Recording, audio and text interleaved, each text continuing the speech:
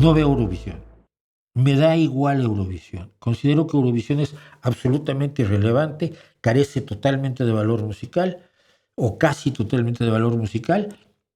Y son unos espectáculos que me recuerdan mucho las galas navideñas de los años 70. Estos bailarines que podrían bailar, saben bailar otras cosas, pero bailan siempre lo mismo. No le veo ninguna riqueza, ningún motivo para dedicarle horas de mi vida a un festival tan ñoño, tan pobre, tan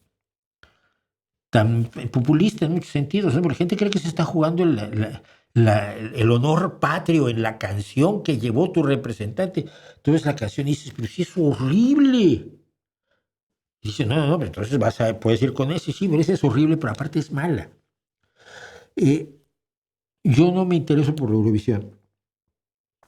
Creo, eso sí, que si no se permite que participe Rusia, no se debería permitir que participe Israel, pero que se debería permitir que participen Rusia e Israel si fuera un concurso no oficial, pero es un concurso de las televisiones oficiales de los distintos países. Entonces ahí ya no estás hablando de la libre expresión, como en el caso de los chicos israelíes que querían bailar, sino aquí estás hablando de alguien que viene representando a su país y a los medios de comunicación gubernamentales de su país. Y en ese caso, no creo que ni Israel ni Rusia tuvieran que estar allí.